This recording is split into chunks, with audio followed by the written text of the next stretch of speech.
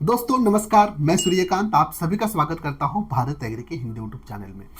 आज की वीडियो में हम बात करेंगे तरबूज के फसल के बारे में और मैं आपको बताऊंगा कि तरबूज की फसल में जो सूखने की समस्या आती है, पौधे सूखने की समस्या, पौधे अचानक मुरझा जाने की समस्या, पौधे अचानक मरने की समस्या जो है, इसके पीछे के कौन कौन से कारण हैं, इसके लक्षण कौन से होते हैं और इससे रोकने के लिए हम कौन कौन से उपाय कर सकते हैं।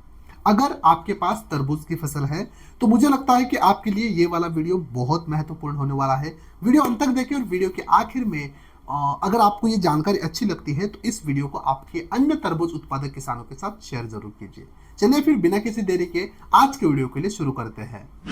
देखिए दोस्तों, तरबूज की फसल में पौधे अचानक सूख जाना या फिर पौधे अचानक मुरझा जाना, इसके पीछे अलग अलग वजह हो सकती है। वजह जैसे कि बहुत कम पानी मिलना फसल को, बहुत ज़्यादा मात्रा में पानी मिलना, अचानक तापमान में गिरावट आना, अचानक तापमान बहुत ज़्यादा हद तक बढ़ जाना, उर्वरक की मात्रा कम पड़ना यानी काफ़ी कम उर्वरक उस पौधे को मिलना, बहुत ज़्यादा मात्रा में खरपतवार या फिर बहुत ज़्यादा मात्रा में रोगों का प्रकोप। तो ये कई सारे कारण हो सकते हैं आपकी फसल में ये समस्या आने के लिए। इसलिए आपको फसल का निरीक्षण करने की आवश्यकता है कि हमने क्या किया है, क्या नहीं किया है। और आमतौर पे मुझे लगता है कि ये जो समस्या है वो ज़्यादा हद तक किसानों के प्लॉट में विल्ट के कारण दिखाई देती है। यानी विल्ट रोग के कारण हमारे पौधे बहुत जल्दी जल्दी सूखने लगते हैं, मुरझाने लगते हैं और वो बाद में मर जाते हैं। इसलिए आज के वीडियो में हम बाकी की चीज़ों की बात नहीं करेंगे। मैं आपको सिर्फ बताऊंगा कि ये विल्ट क्या है, इसके लक्षण कौन से होते हैं और इस विल्ट को रोकने के लिए हम कौन कौन से उपाय कर सकते हैं। क्योंकि अगर आपने ये जान लिया तो 95% आपके प्रॉब्लम यही सॉल्व हो जाएंगे। देखिए दोस्तों, अब ये जो विल्ट रोग है वो तरबूज की फसल में 3 प्रकार का होता है। एक तो है फिजारियम विल्ट, दूसरा है वर्टिसिलियम विल्ट और तीसरा है बैक्टीरियल विल्ट। अगर हम बात करें फिजारियम विल्ट की तो ये जो रोग है वो फसल में फिजारियम ऑक्सीस्पोरम इस फंगस के कारण होता है। इस रोग में पौधे जो है पहले सूख जाते हैं और उसके बाद वो पीले पड़ने शुरू हो जाते हैं। अगर ऐसे पौधे आप उखाड़ कर देखते हो तो आपको उनकी जो जड़ें हैं वो ब्राउन कलर की दिखाई देगी और वो जड़ें आसानी से टूट भी जाती हैं। अब बात करते हैं दूसरे प्रकार के विल्ट की जिसका नाम है वर्टिसिलियम विल्ट। अभी जो वर्टिसिलियम विल्ट है वो वर्टिसिलियम डेहलिया इस फंगस के कारण अपनी तरबूज की फसल में दिखाई देता है। इसके भी जो लक्षण है वो लगभग फिजारियम विल्ट की तरह ही होते हैं और साथ साथ हमें इसकी जो कोशिकाएं हैं यानी इसकी जो सेल्स है उसमें ब्राउन कलर के दाग दिखने शुरू हो जाते हैं।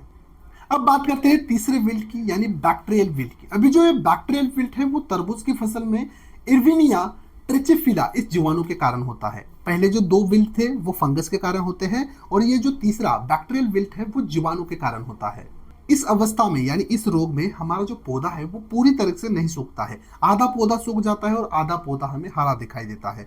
दोपहर में तेज धूप में हमें आधा पौधा सूखा हुआ दिखाई देता है और वही शाम को फिर हमें हरा भी दिखने लगता है। इस टाइप के पौधे का अगर आपने तना काट के देखा तो उसमें से हमें अक्सर सफेद जीवाणु का स्राव निकलता हुआ दिखाई देता है। दोस्तों, ये थे सारे लक्षण। अब देखते हैं इनके उपाय के बारे में।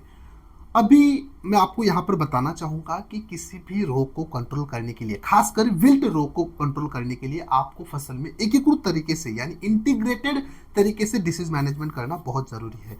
ये दिमाग से निकाल दीजिए कि कोई एक फफूंदनाशी का मैं आपको नाम बताऊंगा, उसका छिड़काव आप करेंगे और प्रॉब्लम सॉल्व हो जाएगी। ऐसा नहीं होता है, आपको बहुत मेहनत करनी पड़ती है इस विल्ट को कंट्रोल करने के लिए। जैसे कि हमें बुआई या फिर रोपाई करने से पहले खेत की गहरी जुताई करना आवश्यक है, जिसके कारण जो नीचे की मिट्टी है वो ऊपर आ जाती है और कड़ी धूप में जितनी भी रोग की अलग अलग अवस्था होती है, स्पोर्स होते हैं अपनी मिट्टी में, वो कड़ी धूप के संपर्क में आकर मर जाते हैं।